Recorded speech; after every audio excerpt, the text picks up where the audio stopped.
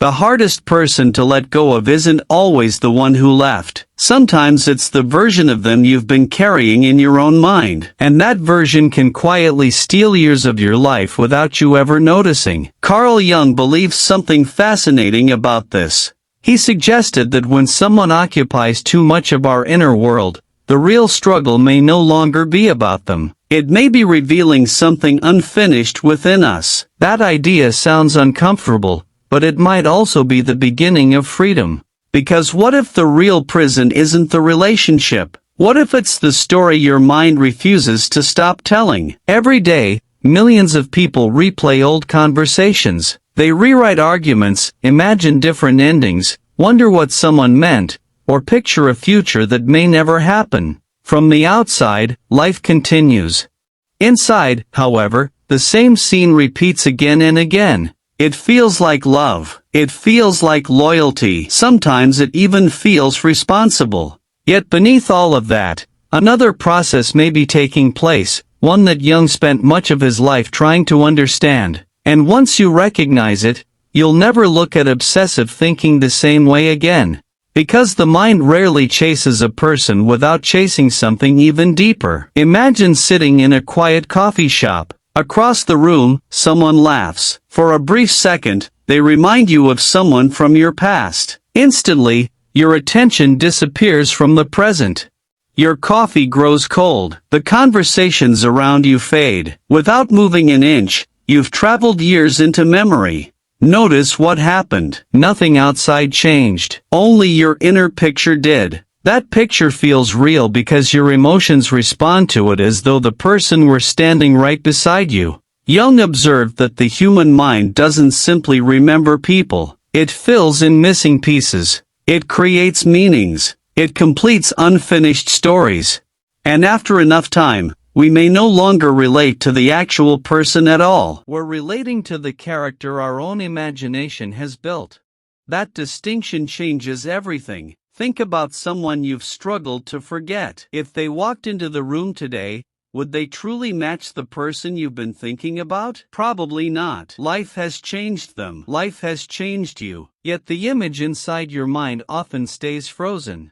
It doesn't age. It doesn't grow. It simply repeats. This is one reason emotional pain can last far longer than the relationship itself. The mind keeps feeding an image that reality stopped supplying long ago. But why would the brain choose a memory over the present? The answer isn't weakness. It's protection. Our minds dislike uncertainty. An unanswered question can feel heavier than a painful answer. That's why people reread old messages, replay someone's final words, or search for hidden meanings that may never have existed. The brain believes one more thought might finally create peace. But peace rarely arrives through endless analysis. Instead, every new theory creates another question. The cycle continues. Jung suggested that unconscious patterns often keep repeating until we become aware of them. Awareness doesn't instantly erase the habit, but it breaks the spell. Once you notice the loop, you begin seeing the difference between thinking and understanding. Those are not the same thing. Picture a man lying awake at 2 in the morning. His phone is face down beside the bed. He promised himself he wouldn't check social media again. 5 minutes later, he reaches for it anyway. Not because he expects new information, but because hope whispers that maybe this time something will finally make sense. Nothing has changed, yet his heart races before the screen even lights up. The search itself has become the habit. Many emotional struggles work exactly like this. The person becomes less important than the patterns surrounding them. And that's where real change begins. Not by chasing different answers, but by recognizing the questions that never stop repeating. Still, there is another layer most people never notice. Jung often explored the idea that whatever captures us emotionally deserves careful attention, not because the outside event always matters most, but because it may point towards something unfinished inside. Imagine carrying a backpack without realizing it. At first, it feels normal. Eventually, Your shoulders ache. You blame the road. You blame the weather. You blame the distance. Only later do you discover the weight was on your back the entire time. Emotional attachment can work similarly. Sometimes another person isn't creating all the weight. Sometimes they simply reveal the weight we were already carrying. Fear of rejection, fear of abandonment, fear of not being enough. When those fears remain hidden, they often attach themselves to someone else's face. The person becomes the symbol. The deeper fear remains invisible. Understanding that difference doesn't remove emotion overnight, but it gives the emotion somewhere truthful to go. Here's a simple exercise. The next time someone's name appears in your thoughts, don't immediately ask, "Why am I thinking about them?" Instead ask, "What feeling arrived with that thought?" Loneliness, regret, jealousy, hope, embarrassment. Stay with the feeling for a moment. You may discover the person was only the doorway. The feeling was the destination all along. That small shift changes your relationship with your own mind. Instead of chasing another human being, you begin listening to yourself. And surprisingly, that often feels less frightening than expected. Because beneath every recurring thought waits a question only you can answer. One interpretation of Jung's psychology is that genuine growth begins when we stop asking life to return us to who we were. Instead, we become curious about who we're becoming. That sounds simple. Living it is different. Growth usually begins quietly. You notice your attention drifting. Instead of following it for 30 minutes, you return to the present after 30 seconds. Tomorrow, maybe 20. A week later, 10. Nothing dramatic happens, yet something important is changing. You're strengthening the ability to choose your attention instead of surrendering it. And attention shapes identity far more than most people realize. Where attention goes, life slowly follows. Attention is one of the few things you truly own. You cannot always control who enters your life. You cannot control who leaves. You cannot control how others see you. But you can slowly reclaim where your mind chooses to live. That may be one of the deepest forms of freedom Jung's work points toward. Not controlling the world, but no longer allowing the world to control your inner landscape. And this is where many people make a mistake. They believe healing means forgetting. It doesn't. Forgetting happens naturally over time. Healing is different. Healing means remembering without becoming trapped. Imagine walking through an old neighborhood. Every street reminds you of someone.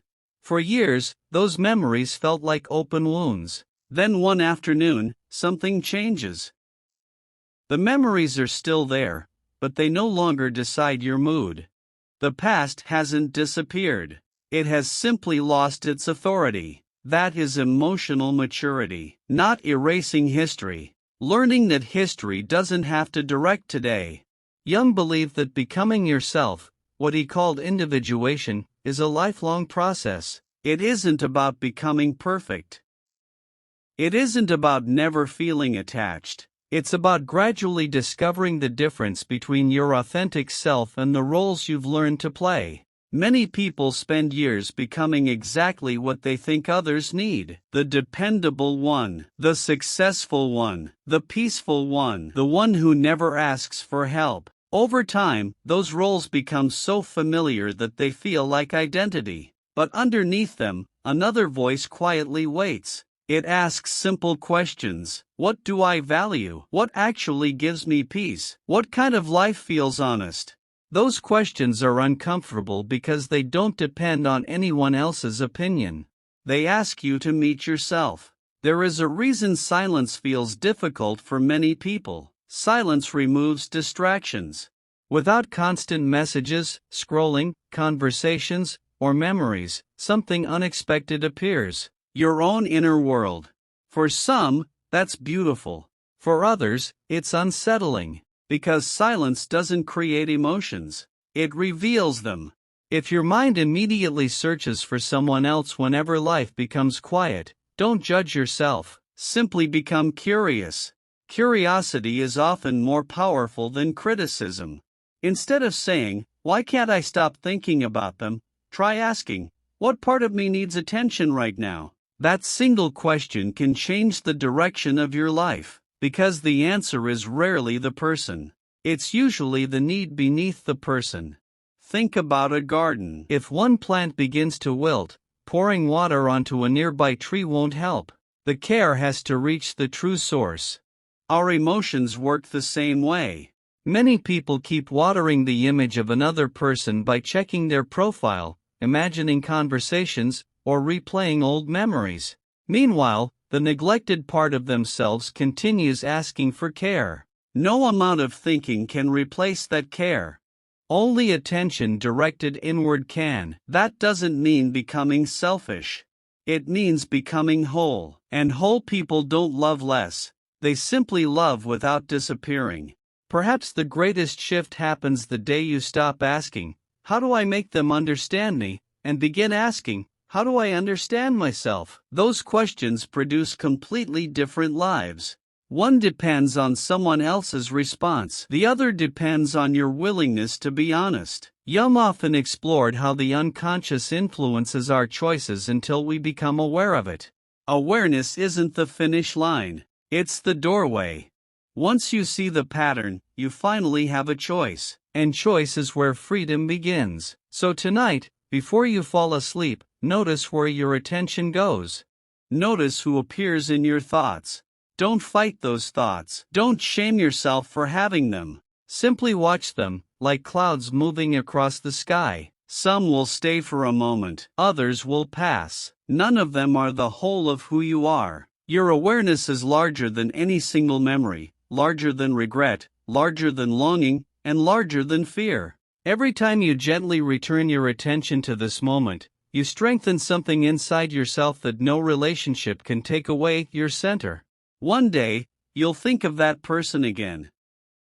But instead of feeling trapped, you'll quietly smile. Not because the past changed, but because you did. That's the kind of transformation Carl Jung believed was possible, not through forcing yourself to stop thinking, but through becoming someone whose life is bigger than the thought itself. And maybe that's the real goal. Not to erase someone from your mind, but to build a life so meaningful that they no longer occupy all of it. Attention is where your future quietly begins. Healing starts when you return to yourself. If this perspective helped you see yourself differently, consider subscribing for more thoughtful explorations of psychology, philosophy, and emotional growth. If someone you care about has been carrying the weight of constant overthinking, share this message with them. And before you go, ask yourself this: what thought has been hardest for you to let go of, and what do you think it's trying to teach you?